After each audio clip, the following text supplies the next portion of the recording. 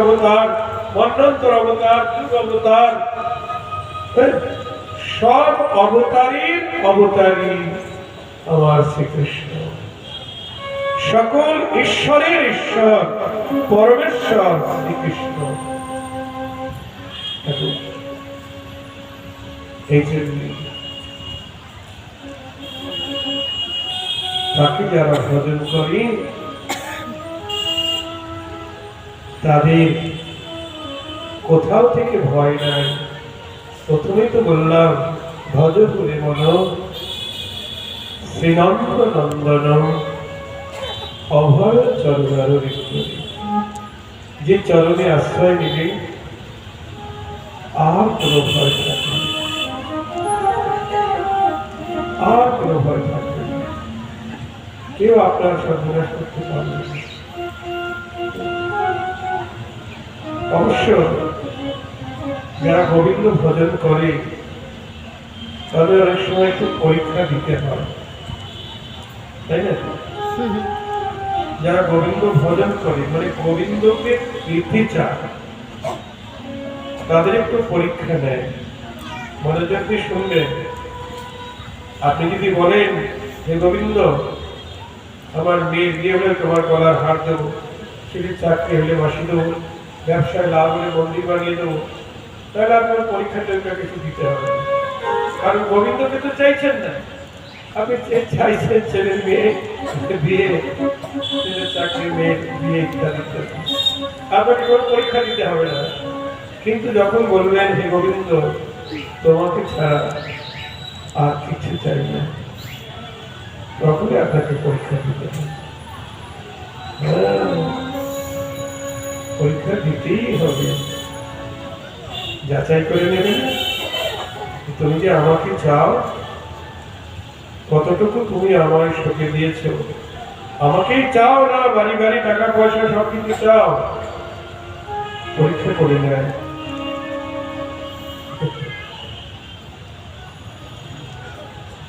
একজন ব্রাহ্মণ শালগ্রাম শিলা, বাজারে একজন মাংস বিক্রয় করছে শালগ্রাম শিলাকে বাটখারা করে। ব্রাহ্মণ তো বুঝে ওটা কি মহিমা, ব্যাদ তো ওটা জানে না। বলছে ভাই ওইটা আমাকে দিবে একটু, বলছে বিনিময় তোমাকে ওই সমান ওজনে আমি বাটখারা দেবো। ঠিক আছে, সমান ওজনে বাটখারা দিতে তাও করে নিয়ে যাবে। দিয়ে ব্রাহ্মণ শালগ্রাম শিলা নিয়ে এলেন, নিয়ে এসে তাকে মানে স্নান করালেন, আর কি অভিষেক করলেন, করে তাকে পূজা আরাধনা করলেন। করার পরে রাত্রিবেলায় শালগ্রাম বলছেন আমাকে কেন নিয়ে এলি, সর্বনাশ হবে। স্বপ্নে বলছে সর্বনাশ হবে। বলুন শালগ্রাম ঘরে নিয়ে এসেছে বলে সর্বনাশ হবে। ব্রাহ্মণ ভাবছেন ভগবান ঘরে আসতে সর্বনাশ হয়তো কোনদিন জানি না, ঠিক আছে যা হয় হোক। বারবার স্বপ্নে বলছেন সর্বনাশ হবে। হঠাৎ তার একটা ছেলে মারা গেল। ব্রাহ্মণ বুঝতে পারছেন পরীক্ষা হচ্ছে আমার। এইভাবে একটা দুইটা তিনটা ছেলে মারা গেল, পত্নীও চলে গেল, ধন সম্পত্তি যা ছিল সব গেল। ব্রাহ্মণ পথের ভিখারি হয়ে গেলেন, কিন্তু শালগ্রামকে ছাড়েনি, ত্যাগ করেনি। শালগ্রামকে কাঁধে নিয়ে ঝোলাই করে নিয়ে চলছে। ভিক্ষা করতে করতে এক রাজপ্রাসাদে ঢুকেছে। সন্ধ্যা হয়ে গেছে, কোথায় থাকবে? বলছে মহারাজ আপনার ঘরে একটু থাকার জায়গা হবে?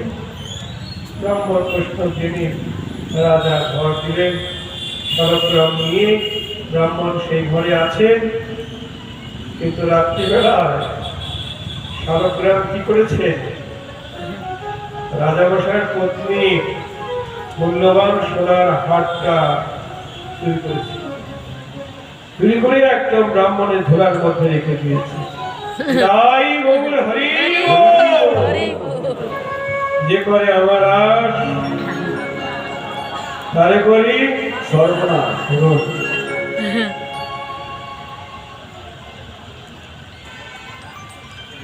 সকালবেলা উঠে ব্রাহ্মণ তো ঝোলা নিয়ে বিদায় নিয়ে চলে গেছে। রানীরা উঠে দেখছে হার নাই, হার কে নিল, কোথায় গেল, এই কোথায় গেল, খোঁজো খোঁজো, ব্রাহ্মণ কোথায় গেল, দেখো তাকে।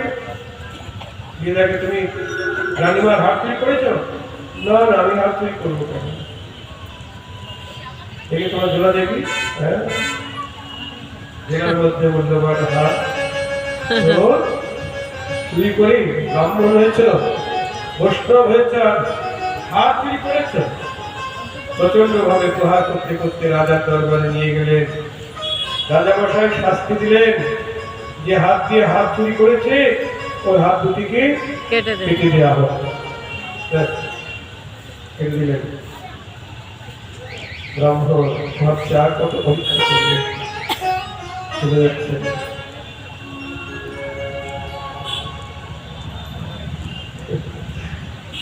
যেতে যেতে দেখে সরোবরে একটা পদ্ম ফুটে আছে।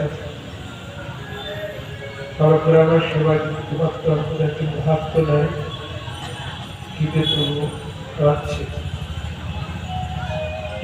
আর নারায়ণ থাকতে পারলেন না। এবার ব্রাহ্মণের সামনে মুক্তি ধরে দাঁড়ালেন, শঙ্খ চক্র গদা পদ্মধারী রূপে। তাই গৌর হরি ব্রাহ্মণ তার অঙ্গ স্পর্শ করে হস্ত পুনরায় ঠিক হয়ে গেল। তুমি পরীক্ষায় উত্তীর্ণ, এত পরীক্ষা তো তুমি আমার পরীক্ষা করনি, বলো তুমি কি চাও? তুমি যা কিছু হারিয়েছে সব তোমাকে ফিরে দেবে। বলছে বিষয় সম্পত্তি, পুত্র পরিজন যদি চাইতাম, যেদিন তুমি আমার সর্বস্ব কেড়ে দিয়েছিলে সেদিন তোমায় আমি পরিত্যাগ করতাম। আমি চাইনি আর কিছু, তোমাকেই চাই। নারায়ণ তখন তাকে প্রসাদ করে দিলেন। দেখুন, যারা গৌর গোবিন্দের চরণ চায় তাদেরকে পরীক্ষা দিতে হয়।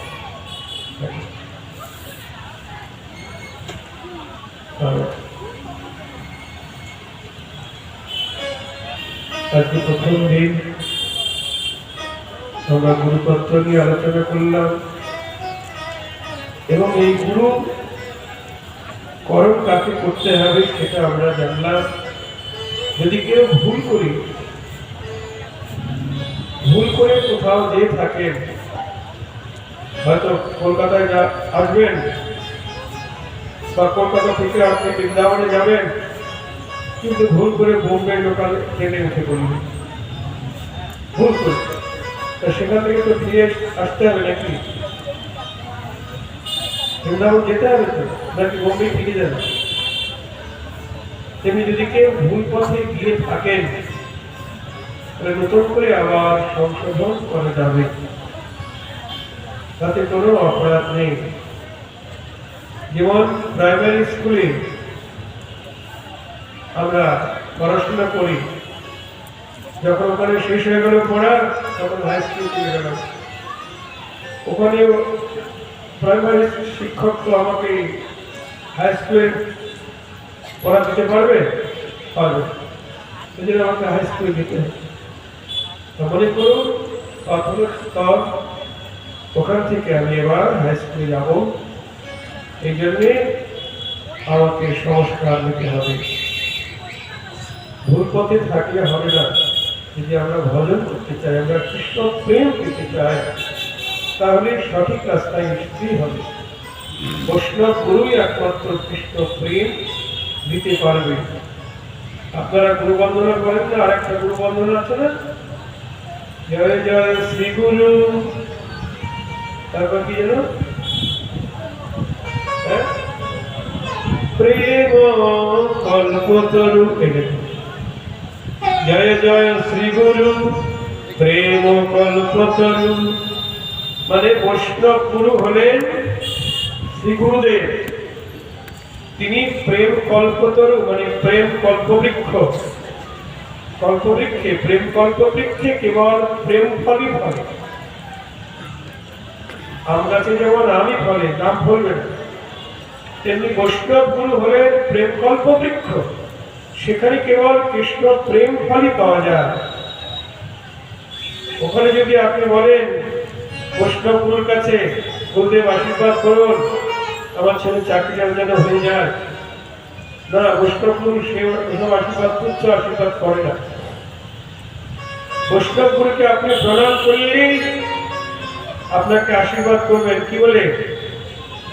তোমার কৃষ্ণ ভক্তি হোক, কৃষ্ণ প্রেম হোক, তাই তো? আর অন্য মার্গের গুরুদেবকে প্রণাম করবেন, কি আশীর্বাদ করবে? আয়ুষ্মান ভব। আয়ুষ্মান মানে তোমার পরমায় বৃদ্ধি হোক, যশস্বী ভব, তোমার যশ প্রতিষ্ঠা লাভ হোক, তারপরে পুত্রবতী ভব, মানে যার পুত্র হয় না পুত্রবতী ভব। বলুন ওই সব আশীর্বাদে কি মঙ্গল হবে? হরিভক্তি না পেলে মঙ্গল হবে না। কৃষ্ণ চরণে ভক্তি মঙ্গল। কৃষ্ণ চরণে ভক্তি না থাকলে সবকিছু থাকলেও অমঙ্গল। তাই গৌর হরি বল। আর কৃষ্ণ চরণে ভক্তি থাকলে আপনি গাছতলায় থাকলেও মঙ্গল।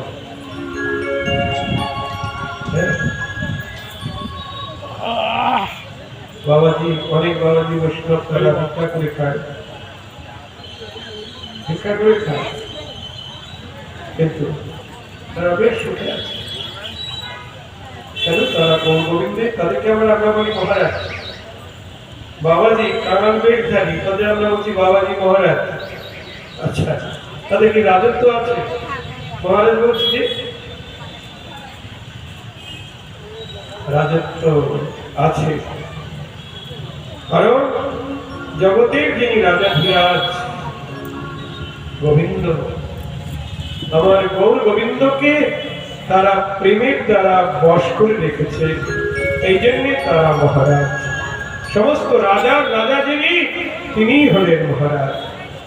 তেমনি গৌর গোবিন্দকে যারা প্রেম দিয়ে অধীন করে রেখেছেন, বশ করে রেখেছেন, তারাই মহারাজ। তারা কৃষ্ণ প্রেম ধরে।